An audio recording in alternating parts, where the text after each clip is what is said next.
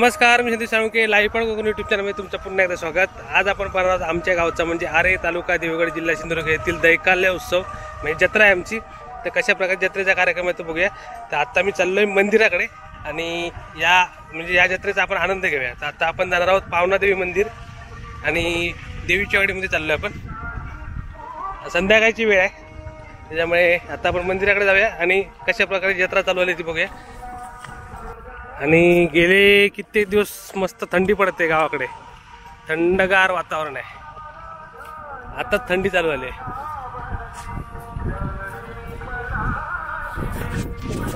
तर आता आपण चाललोय देवीची वाडीमध्ये आणि गेले कित्येक दिवस जोरदार थंडी पडते। आज पण थंडी असणार असं वाटतंय। सध्या कोकणामध्ये थंडीचं वातावरण आहे आणि आताच एकदम थंडगार वातावरण झालंय। तर आता आपण मंदिराकडे चाललोय आणि आता आपण नदीकडून पलीकडे जाणार। ही आहे आमची आऱ्याची नदी।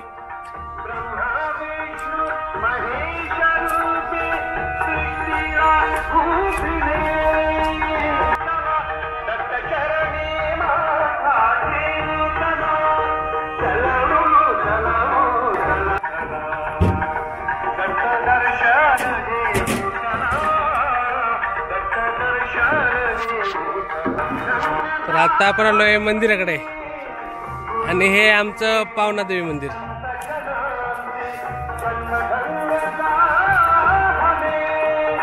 आणि सगळे दुकानवाले दुकान लावताय आता।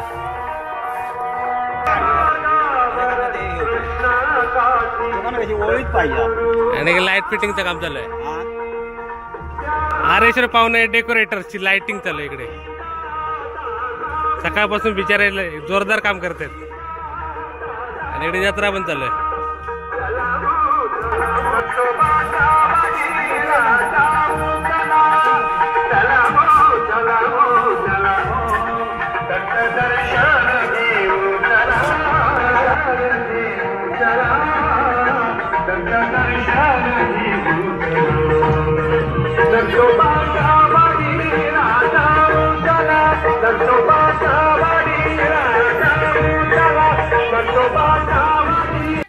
तर आता आपण मंदिराकडे आलोय।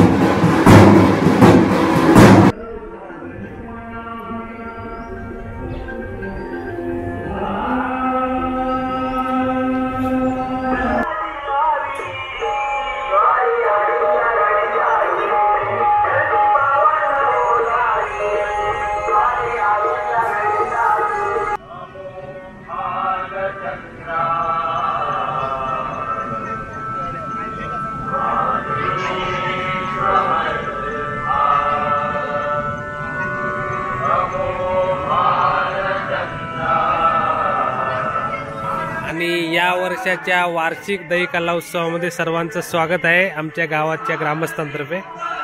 आणि मंदिर मस्त सजवलंय. आणि इथे खाजा बनता, खाजा ताजा ताजा खाजा.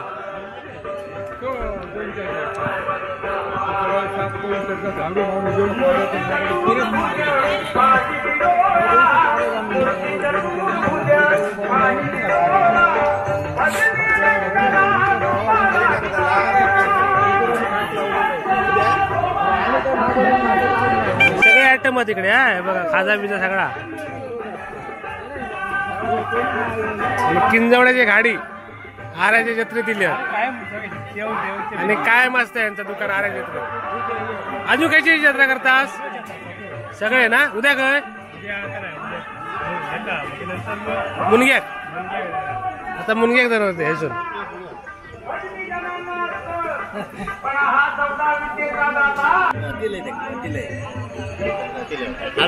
खाजा तयार होता, खाज्यासाठी वाट बघतात सगळे. खाजा तयार होणारा आणि सगळे खाजा तयार होती वाट बघतात. ताजा ताजा खाजा. आणि आपल्याकडे जत्रा चालू झालेली आहे. रात्री देव येतील तेव्हा अजून मजा येईल. पण आता रात्रीचे 8 वाजले नाही. आपण चाललोय बबन परब यांच्या घरी, बबन परब जयराज परब यांच्या घरी. आणि त्या ठिकाणी आमच्या गावची एक नवीन पद्धत दाखवतो. यांच्याकडे एक परंपरा आहे म्हणजे या देवीच्या वाडीमध्ये, ती आपण बघणार आहोत. तर आत्ता आपण आलोय परब यांच्या घरी.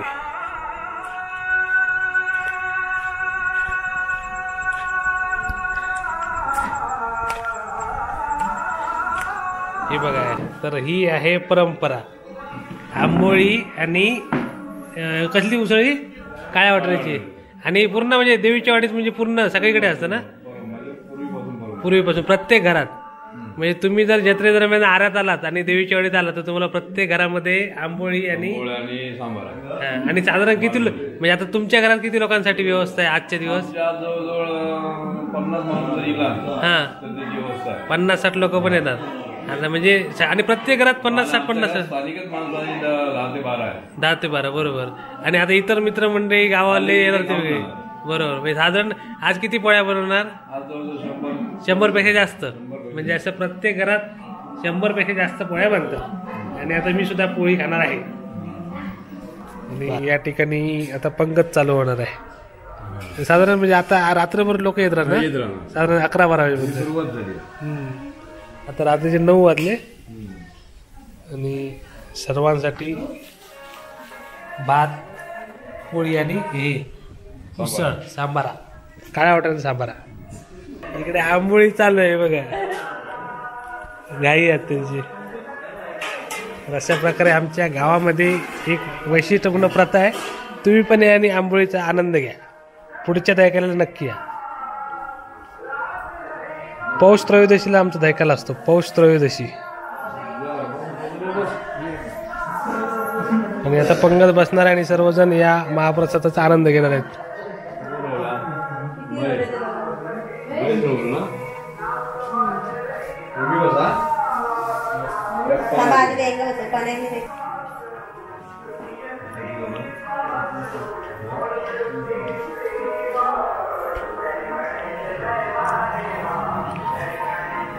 तर आता आपण जाऊया पुन्हा मंदिराकडे.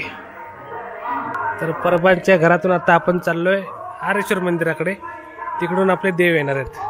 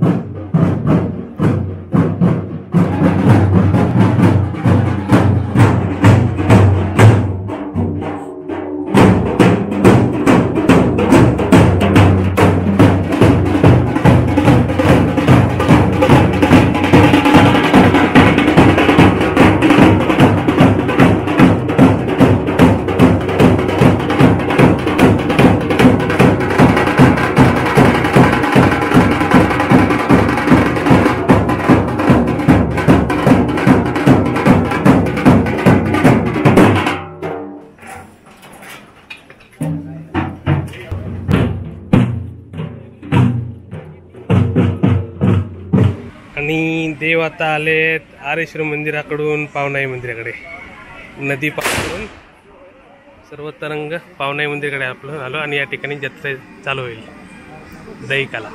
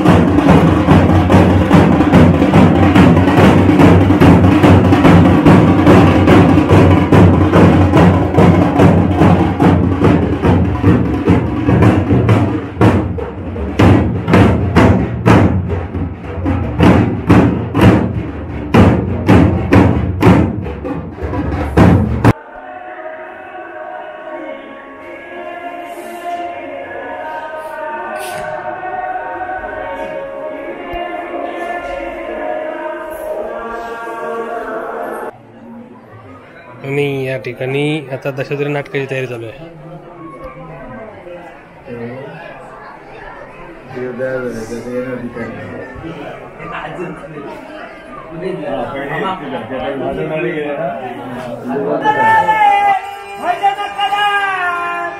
भजन करा रे